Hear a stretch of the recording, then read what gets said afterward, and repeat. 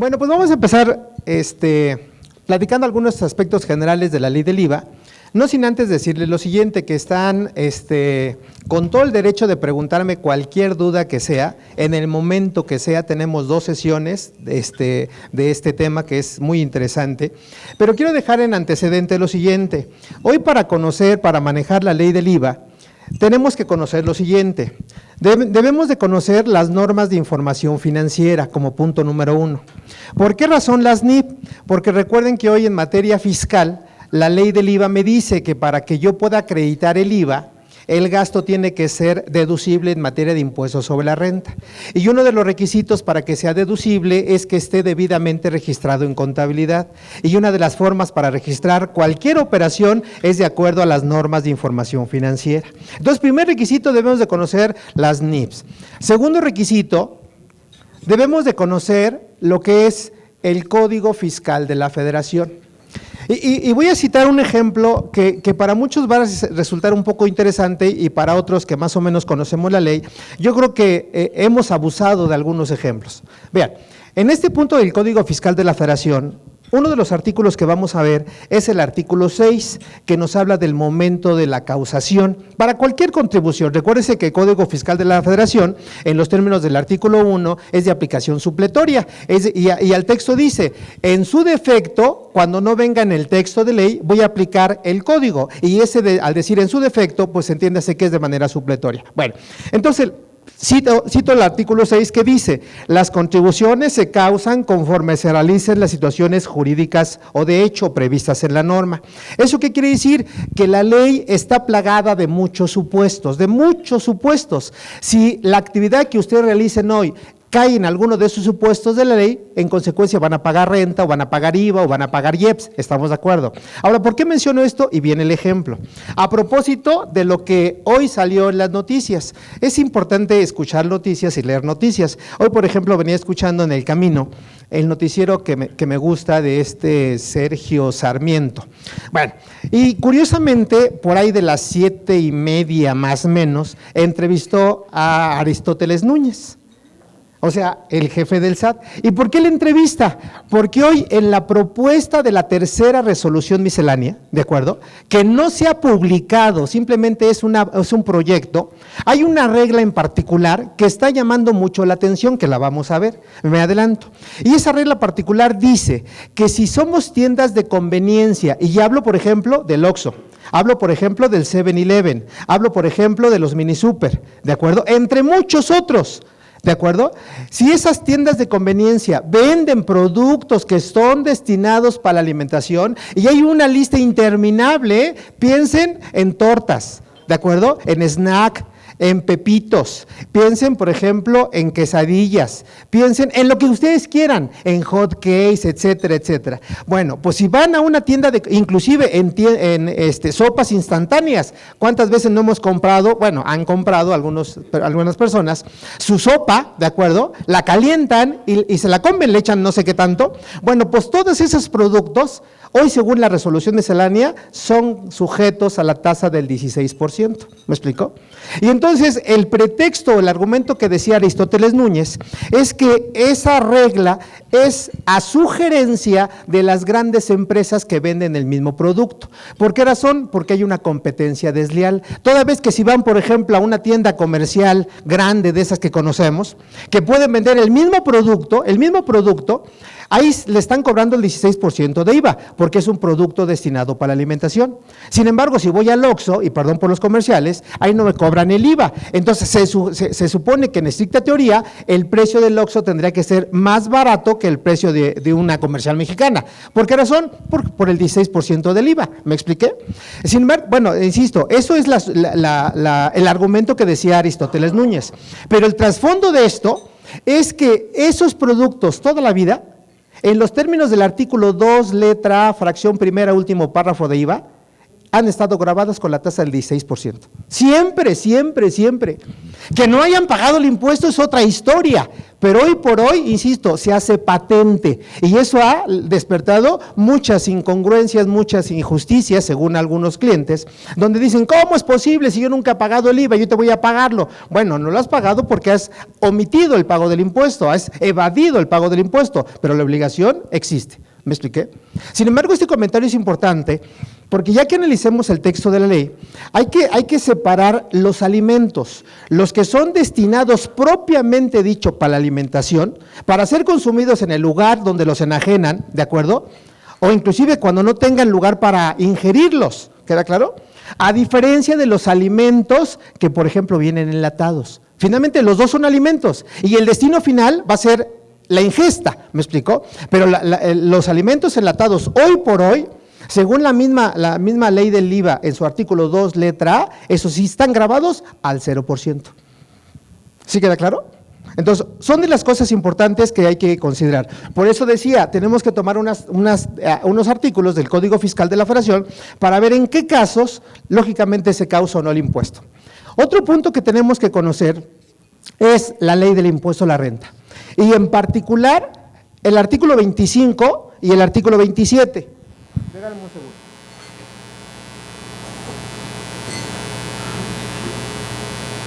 Es que ya estoy trabajando, ya me trae calor. ¿Por qué el artículo 25 y por qué el artículo 27?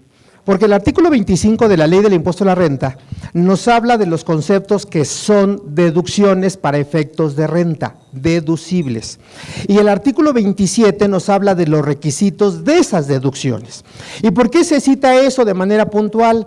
Porque la Ley del IVA otra vez cita en su artículo 5 requisitos del acreditamiento. Que no procede el acreditamiento, ¿de acuerdo?, si en renta el gasto no es deducible. Y ahí hay tres supuestos que debemos de tomar en cuenta. Primero, si el gasto es totalmente deducible, entiéndase que el IVA es totalmente acreditable, ¿de acuerdo? Si el gasto es parcialmente deducible, entiéndase que el IVA es parcialmente acreditable. Escuchen esto, ¿eh? Y si el gasto no es deducible, el IVA no es deducible. Reglas básicas en materia de acreditamiento. Ahora, ¿dónde vienen los problemas? De que hemos tenido la oportunidad, algunos empresarios, de adquirir autos, ¿de acuerdo? Ayer, por ejemplo, fui a una empresa, tienen una bodega, que la bodega en sí está fea, pero vean los autos afuera, tenían, por ejemplo, Audis, tenían, por ejemplo, Mercedes-Benz, etcétera. Entonces, el punto es importante, porque los autos están topados hoy en su deducción. Por lo tanto, si compro un auto hoy arriba de 130,000 pesos, entra en el segundo supuesto, de que si el gasto es parcialmente deducible o la inversión es parcialmente deducible, el IVA es parcialmente acreditable. Y en la práctica, ¿qué hacen algunos empresarios? Porque ya ni siquiera el contador, el empresario, da la factura de la gasolina, da la factura de las llantas, da la factura del mantenimiento y dice, dedúcelo todo, porque aquí se pagó con cheque, se pagó, me dan el CFDI, por lo tanto, dedúcelo. Eso no es cierto. Porque si el principal es parcialmente deducible, el accesorio sigue la suerte del principal, es parcialmente deducible. ¿Queda claro? Y eso en la práctica no lo hacen algunos empresarios. ¿De acuerdo? Bueno, otro punto que debemos de conocer, aparte de estos, es lógicamente, punto 4, la ley de ingresos de la Federación. ¿Por qué hoy la ley de ingresos de la Federación es importante? Por varias situaciones. La primera, hoy uno de los temas importantes en materia de IVA es que el SAT no está devolviendo el IVA, y eso es una realidad. Ha puesto muchos pretextos para devolver el IVA, donde se ha modificado el código y una de esas modificaciones dice que la devolución de cualquier contribución tiene que ser en un plazo de 40 días, que ese plazo de 40 días muchas veces va a 2 meses, 3 meses, 4 meses, porque el SAT no quiere devolver. Entonces, ¿dónde entra la ley de ingresos de la Federación? Cita hoy en la parte de estímulos fiscales, de que si hay contribuyentes que tengan actividades, por ejemplo, de exportación, que graban el 0%, de alimentos que graban el 0%, de medicinas que graban el 0%, ¿me explico? Entre otros, el plazo para la devolución ya no va a ser de 40 días, va a ser de 20 días hábiles, cumpliendo ciertos requisitos. Y es por eso que ligamos la ley de ingresos de la Federación con lo que dice, otro punto punto 5, la resolución miscelánea fiscal para el 2015, donde me dice la resolución miscelánea cuáles son los requisitos que deben de cumplir esos contribuyentes para efecto de que la devolución se realice en 20 días hábiles y ya no en 40, entre otras cosas. Entonces estamos ligando. Y finalmente, ¿qué debemos de saber en materia de IVA? Pues lógicamente, número 6, la ley del IVA y su reglamento de la ley del IVA, que a propósito el reglamento tuvo cambios, hace más o menos un año tuvo cambios, hay una propuesta de modificación al reglamento del IVA. ¿Por qué menciono esto? Porque cuando se modifica la ley del IVA, entiéndase con la reforma del año pasado, entiéndase que una de las modificaciones importantes es que desaparece la tasa preferencial en regiones fronterizas, recordarán ustedes. Y eso no estaba contemplado en el reglamento, por lo tanto hoy el reglamento está diciendo que solamente hay 2 tasas, el 0 y el 16, ya no hay el 11%, primera adecuación. Segunda adecuación también donde entra el reglamento del IVA. Hoy en materia de IVA, artículo 8 dice que la falta de bienes en inventarios, salvo prueba en contrario, es base de IVA, y cuidado con los inventarios. Si ustedes manejan inventarios y causan IVA esos inventarios, si llega el fisco y dice, tú tenías 100 inventarios, pero hoy hago un recuento y tienes 80, por lo tanto, esos 20 que faltan son faltantes de inventario y en consecuencia base IVA. Por lo tanto, ¿dónde entra el reglamento? Que me dice que si esa falta de bienes en los inventarios son porque ese inventario se destruyó, porque ese inventario es obsoleto, porque ese inventario es de lento movimiento, porque ese inventario se donó, entonces en ese caso el reglamento ya me ayuda, porque efectivamente faltan 20 piezas, pero ya no van a ser base de IVA. ¿Por qué? Porque hay una justificación del por qué faltan. No sé si soy claro. Entonces es donde estamos ligando. Entre otras disposiciones. Ahora, todo esto en particular, yo, por ejemplo, ahorita que doy clase en algunas universidades, les digo a mis alumnos, eso se llama correlacionar las leyes, correlacionar. Por lo tanto, si alguien hoy no puede correlacionar esas disposiciones, puede ser su asesoría de manera parcial y lógicamente puede tener problemas en materia de IVA, ¿de acuerdo? Y otro punto que a lo mejor no es tan trascendente, sin embargo sí es importante. Parece mentira, pero algo que debemos de saber para efectos de IVA es la definición de conceptos. En otras palabras, ¿qué le estoy diciendo? Que aquí tienen que tener un diccionario. Un diccionario. Y algo que vamos a manejar hoy, a propósito del diccionario, es lo siguiente. Por ejemplo, si yo les dijera, y quiero que me ayuden a más o menos a ir puliendo esto.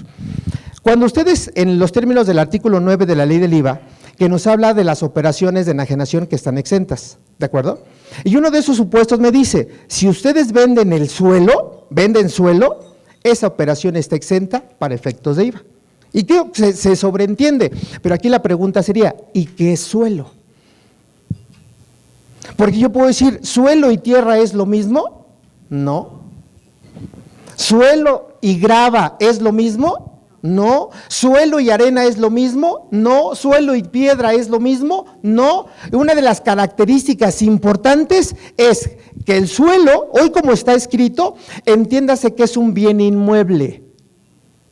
Y una característica del bien inmueble es que no se puede mover por sí mismo o por influencia de un tercero. ¿Queda claro? Por ejemplo, muevan ese edificio, excepto con el temblor, ¿verdad? Que esa es otra historia. Pero cuando yo extraigo del suelo tierra, extraigo del suelo grava, extraigo del suelo arena, deja de ser suelo, es decir, deja de ser un bien inmueble y se convierte en un bien mueble. Por lo tanto, esos productos que acabo de mencionar, escuchen, están grabados con IVA. ¿Me expliqué? Porque en la práctica dicen, es que estoy vendiendo el suelo. Mentira, estás vendiendo tierra, estás vendiendo arena, estás vendiendo grava, no el suelo. Entonces tenemos que ser muy técnicos en materia de IVA, porque de lo contrario estamos haciendo malas cosas. Ahora, un ejemplo que no lo pude poner por cuestión de tiempos en su material, porque aquí son reflexiones, son ejemplos, son casos prácticos, ¿de acuerdo? En el entendido que vamos a tratar de agotar toda la ley si el tiempo no nos permite. Por ejemplo, tengo un caso muy concreto, y a propósito del alimento, tengo un caso de una empresa que es una persona moral, ¿de acuerdo? Es una persona moral que su objeto social es vender misiotes. El misiote obviamente es un alimento, ¿están de acuerdo? Pero ¿cuál es el proceso? Y quiero que me ayuden a reflexionar. Bueno, El proceso es, vean, como punto 1, en principio compro la carne en su estado natural. Voy con mi proveedor y quiero que me vendas carne. ¿Me explicó? En pie o ya destazada. Que finalmente al comprarla en pie o destazada, la tasa de la carne, ¿cuál es? 0%. Esto es 0% en los términos del artículo 2, letra A de la ley del IVA. ¿Estamos de acuerdo? Punto número 2. Punto número 2, ya que compre la carne, hay un proceso. Y este proceso, obviamente, es industrial. Por lo tanto, en ese proceso ya hago el misiote. Ahora, aquí la pauta es la siguiente. ¿A quién le voy a vender el misiote? Ojo con esto, ¿eh? Punto 3. Este misiote se lo voy a vender, a una tienda comercial o una cadena comercial. La pregunta es, ¿esta venta a qué tasa? A ver, vean, piensen, le estoy vendiendo el misiote a la tienda, ¿de acuerdo? Y después, punto 4, la tienda comercial se lo va a vender ¿a quién? Al consumidor final. Aquí, sin lugar a dudas, 16%, el caso que le estoy diciendo. Pero de mi cliente a la tienda, ¿a qué tasa? Porque es curioso de que el contador, vean dónde estamos nosotros parados. Es curioso que el contador, algunas tiendas comerciales me dicen, quiero que me factures al 16%, y le factura el 16%. Y otros clientes dicen, quiero que me factures al 0%, y se factura al 0%. Entonces, ¿es a sugerencia del cliente? No, la ley es estricta. Entonces, ¿a qué tasa? Ahí está el punto. O al 0, no hay más, o es al 0 o es al 16. Exenta, desde luego que no es. Estamos hablando del artículo 2, letra A, fracción primera, último párrafo, ¿de acuerdo? A ver, ¿a qué tasa? Vamos a jugar, las mujeres son muy listas, ¿a qué tasa quieres? Nada más, 0, 16, no hay más. 16. 16, sale, ¿a qué tasa? También 16. ¿A qué tasa? 16. Sale, ¿a qué tasa? 16. ¿A qué tasa? 16. ¿A qué tasa? Al 0%. Vean, por mayoría de votos, 16%. A ver, ya para terminar esa, ¿a qué tasa? 16 también. Insisto, por mayoría de votos al 16%. ¿Quién tiene la razón? Eso es lo que tienen que ir valorando ustedes como contadores. Que llegas con un empresario y le preguntas a ella y dice una cosa. Le preguntas a ella y dice otra cosa. Y viene un tercero y dice otra cosa. Y el empresario, ¿a quién le hago caso? De verdad es un fenómeno que así se da. Y tenemos que ser congruentes con lo que decimos y con lo que pensamos. Señores, ¿cuál es la intención del IVA? Gravar al consumidor final. ¿Me explicó?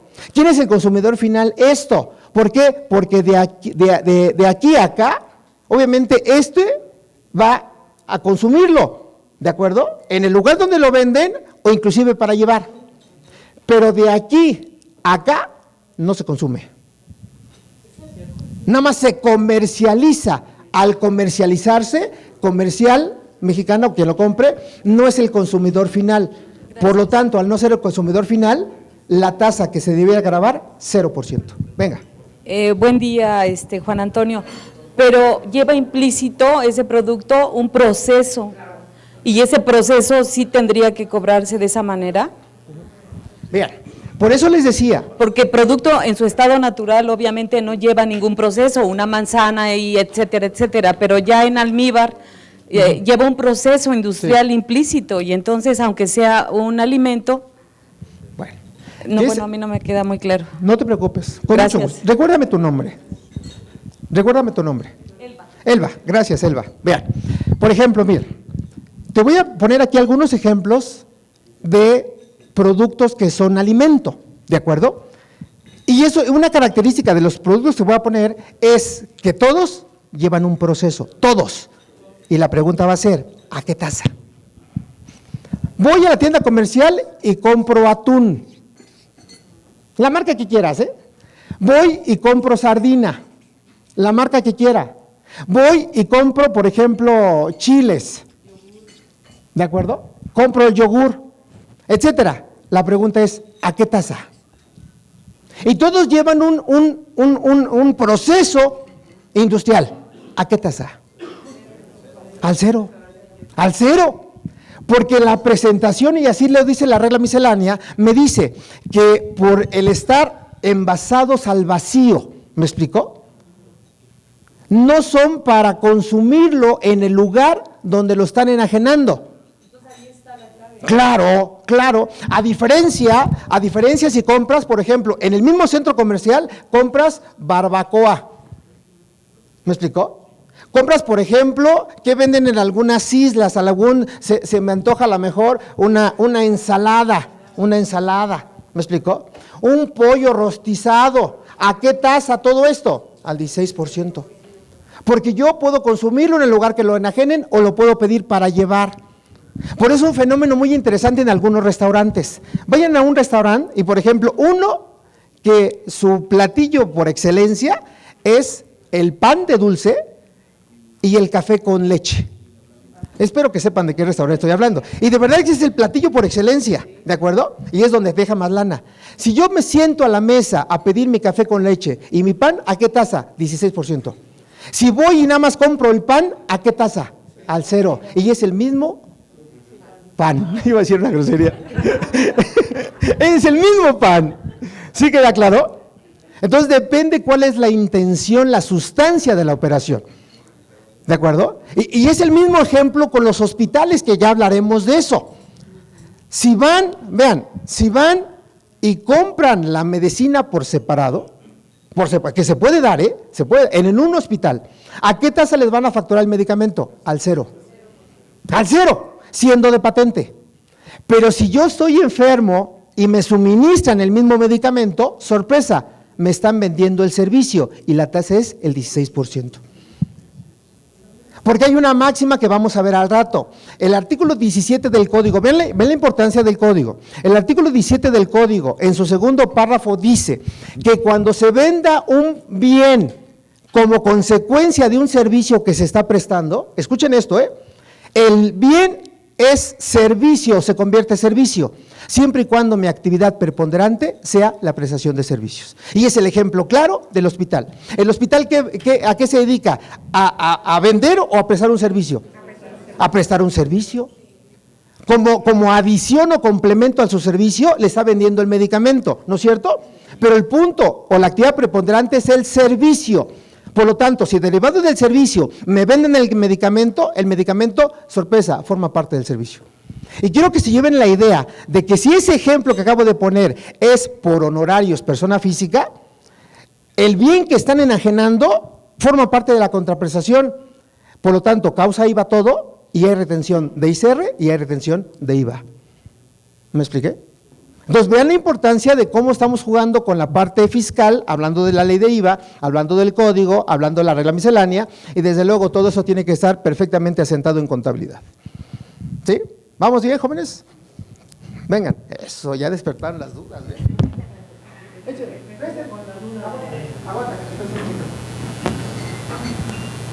Gracias, Francisco. Me quedo con la duda de la tierra. De la tierra. Sí, en cuestión de una minería, me venden la piedra y no me cobran IVA. A la hora que yo la proceso, pues obviamente ya cobro IVA, pero no me queda claro por qué tengo que pagar IVA si es piedra. Ya me dijo que es un bien moviente, pero no me queda claro. Bueno, toda la parte del IVA que vamos a ver, voy a regresar a mis primeras láminas. La respuesta en materia del IVA está aquí, en el diccionario. Cuando nosotros, por ejemplo, yo que doy clase, les digo a mis alumnos, para entender algo debemos de aplicar la ley de manera estricta, y de hecho vienen unas láminas que dicen así, ¿qué es aplicar la ley de manera estricta? En términos, en términos generales, entender el significado de las palabras. Esa es la parte importante. Por eso decía, si tú comparas suelo y tierra, no es lo mismo. ¿De acuerdo? No es lo mismo. ¿Dónde te van a dar la diferencia? En el diccionario, y no cualquier diccionario, el diccionario de la Real Academia de la Lengua Española, no el diccionario Mi Academia, ¿de acuerdo? Porque ese lo regalan en la compa de un yogur. Bueno, entonces el diccionario va a ser muy claro al decirte que el suelo, permítanme el ejemplo, es la superficie terrestre, el globo terráqueo, si ustedes lo quieren ver así, porque es suelo. que una parte chiquita es suelo y la otra parte es agua, ¿no es cierto? Que por cierto vayan a ver la película de Terremoto, está interesante. Está bonita, de verdad, a propósito. Ya lo vivieron acá, pero bueno, está padre. Y el mismo diccionario dice que la tierra, dice, es un semoviente que se extrae ¿de dónde? Del suelo. Entonces ya pierde la naturaleza del ser el suelo al extraerlo, ¿me explicó? Porque ya se convierte en un bien mueble, pierde su característica intrínseca que es un bien inmueble, ¿queda claro? Al tener esa diferencia, lo que la ley del IVA dice en su artículo 9, fracción primera, lo que está exento es el suelo, per se, no la tierra. Y agregando esto, por si hay alguna duda, ¿de acuerdo?, hay algunas disposiciones normativas de lo que es la ley del IVA, donde una disposición normativa que es simplemente un criterio del SAT, donde me aclara, y lo vamos a ver, me dice, para efectos de entender qué es suelo y tierra, me hacen esa separación, en consecuencia me dice, si vendes, y así lo dice, grava, tierra, arena, ¿me explico? Piedras, entiéndase que estás enajenando un bien mueble, no caes en el supuesto de la exención y en consecuencia está grabado. Lo vamos a ver. Por eso les decía, hoy mucha gente se va con la idea, vaga idea, de que está vendiendo algo que no es. Por eso es importante ponerlo en la factura como debe de ser. ¿Me explicó? Y ojo con las facturas, que nos vamos a pelear al ratito con las facturas, ¿eh? Al hacer una factura tiene su chistecito. Bueno, vamos a retomar eso. Pregunta, por favor, regáleme su nombre siempre. Carlos. Carlos. Sí, mira, respecto a los criterios del SAT, Sí. Yo leí uno que se refiere a las tasas, Sí. que dice que si tú aplicas mal la tasa, en el caso que acabas de mencionar, que está al 0 y aplicas el 16, Ajá. este 16% se va a considerar como un ingreso para la empresa y el 16% que pudiera ser acreditable para el cliente como no deducible. Ujú. Ese es el criterio que leí. Ok, ajá. No sé si está correcto. Bueno, bien, yo nada más hago bueno, te doy 2 puntos de vista. El primero, en los términos hoy del artículo del Código 33, fracción primera, inciso G y inciso H, los criterios de la autoridad, sean reglas generales, sean criterios no vinculativos o sean criterios normativos, no pueden obligarme más allá del texto de ley, primer punto. Es decir, se pueden impugnar. Segundo punto, para la autoridad siempre va a ser conveniente aplicar un criterio, porque dice, si tú estás cobrando un IVA que no debes de cobrar, pero lo estás cobrando, considéralo como un ingreso. No es cierto. ¿Por qué? Porque la misma ley del IVA cita que el IVA nunca formará parte de la contraprestación, y eso es algo que por ley viene, por ley, ¿eh? Ahora, y si tú te das cuenta que estás aplicando mal una tasa, ¿de acuerdo?, en materia de devolución, vas a solicitarlo como cobro de lo indebido, ¿me explicó? Porque estás cobrando algo que no estás causando. ¿Y cómo lo vas a considerar? Si tú ya lo cobraste, si lo pagaste, ese sería un pago de lo indebido. Entonces solicítalo como devolución o como compensación, pero como pago de lo indebido. ¿Por qué? Cobras una tasa de salud que no deberías de cobrar, ¿queda claro? Pero la otra persona es un requisito, que si yo te estoy facturando el 16% cuando no aplica, la otra persona que no procede el acreditamiento, porque si a ti te lo devuelven y el otro ya lo acreditó, pues obviamente a la autoridad no le va a convenir. Tú yo no lo acredito, tú solicitas la devolución como pago de lo indebido, ¿sale? Y después se lo regresas a tu cliente. En otras palabras, ¿cómo lo registrarías si es que te lo devuelven? Como un acreedor. ¿Un acreedor? ¿Te lo devolvieron? Lo devuelves al cliente. Ese sería mi punto de vista, ¿sale? Venga. No, lo que pasa es que ya me la contestaste. Ah, ¿ya? Ah, bueno, qué bueno.